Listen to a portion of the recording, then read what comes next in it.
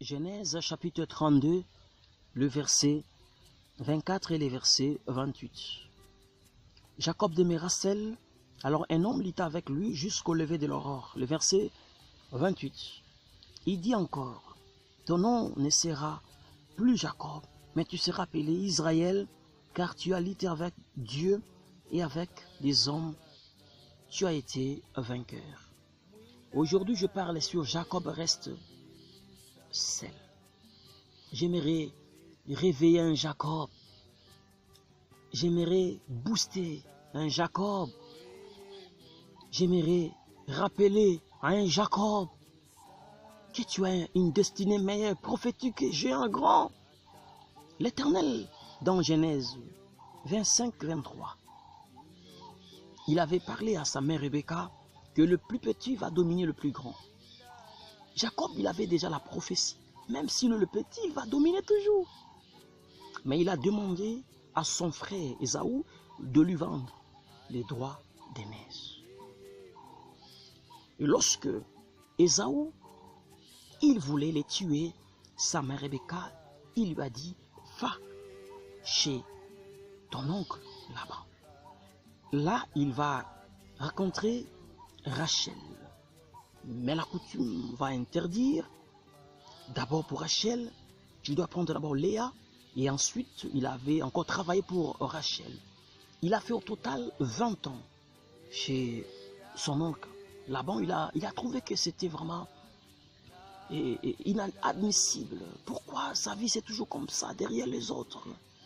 Lui qui a la prophétie de la grandeur, il va décider de fuir. Et Laban, il sera averti par le gens que ton oncle a fui. Et il va le poursuivre lorsqu'il va les rattraper. À un certain moment, Dieu permettra aussi à la sorcellerie et ta famille te touche aussi. Ou démons te combattent aussi et te touchent. Mais il ne permettra pas qu'il puisse ôter ta vie sur cette terre. L'Éternel a interdit à Laban de parler ni à bien ni à mal parce que toi tu as développé la spiritualité surélevée. Toi, Laban, tu as le démon parce que là-bas était un chef coutumier, il était un sorcier, il était un occultiste. Pendant ces moments, Jacob, il n'a pas encore développé sa spiritualité à lui. Lui, il travaillait que par la couverture du Dieu de son père Abraham et Isaac. Il n'avait pas encore expérimenté son propre Dieu. C'est-à-dire sa propre expérience. Aujourd'hui, l'Éternel, il va encore bénir ta destinée qui est en train d'être stoppée par de Laban, par des gens de mauvais cœur. Jacob, son nom signifie supplanté, menteur. Lorsque l'Éternel, il lui a raconté, parce que lui, il avait reçu, il a pris la bonne résolution de rester seul devant la face d'Élohim. Il a dit à toute la famille, allez de l'autre côté, moi je reste ici pour implorer les dieux d'Abraham mon père, les dieux d'Isaac mon père. Il m'a promis la grandeur, mais je vis le contraire de la grandeur. Non, c'est inconcevable. Un vrai ministère commence lorsque tu es seul. Un vrai ministère commence lorsque tu es seul. La vraie vie commence lorsque tu es seul. C'est lorsque tu es seul, isolé. C'est pendant ces moments-là commence ta destinée, commence ta vie, commence ton ministère. Peut-être Dieu fera que tu sois isolé. C'est pendant ces moments où tu es isolé. C'est là où il va commencer à te donner des grandes leçons et orienter ta vie. Lorsque tu es seul, Jacob, tu dois prier. Lorsque tu es seul, tu dois prier. Zacharie chapitre 12, le verset 10.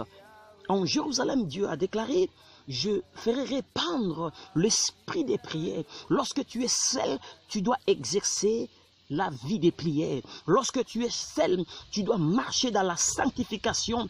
Lorsque tu es seul, tu dois confesser la foi. Lorsque tu es seul, tu deviens fort mentalement.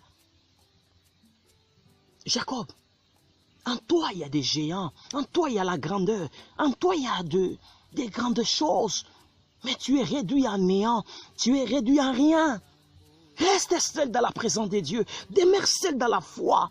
L'Éternel t'apparaîtra. L'Éternel, il attend que tu restes seul. C'est alors où il apparaîtra. J'aimerais parler à quelqu'un, j'aimerais parler à un Jacob. Celui qui veut bâtir en hauteur, qu'il creuse en profondeur.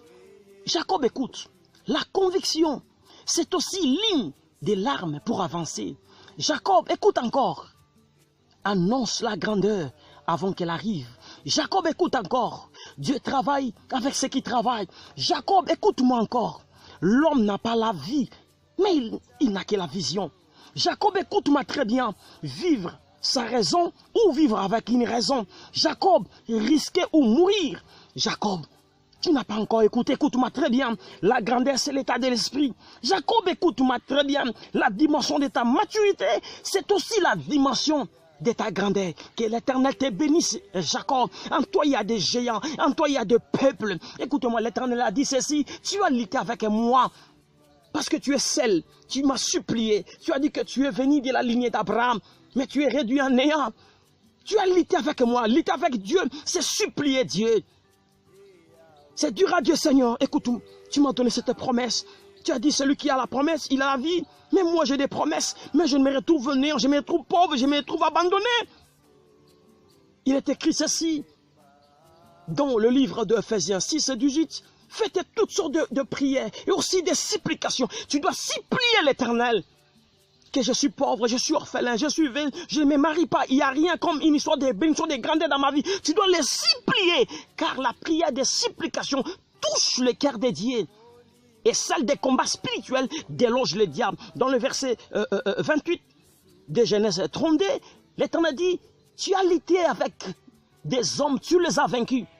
Jacob a lutté avec Laban, Jacob a lutté avec Esaü, et il les a tous vaincus. Pour dire dans Ephésiens 6 et 12, c'est une lutte spirituelle, ce n'est pas une lutte charnelle.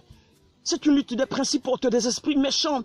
Tu dois lutter avec Marie des nuits. Tu dois lutter avec les esprits qui te combattent de célibat, de condamnation. Tu dois lutter avec les sorciers qui te menacent. Exode 22, 18. Tu ne laisseras jamais vivre la magicienne. C'est toi, Jacob, que je parle. Tu seras plus qu'un vainqueur. Tiens-toi devant la présence de Dieu. Dieu t'attend. Lorsque tu seras dans sa présence, où toute chose changera. Que l'Éternel te bénisse abondamment. Jacob, reste seul devant la présence de Dieu. Il t'apparaîtra. Il changera ton nom en Israël et tu deviendras une source de bénédiction. Ton miracle, c'est aussi le miracle des autres. Que l'Éternel te bénisse abondamment. Au nom de Jésus-Christ.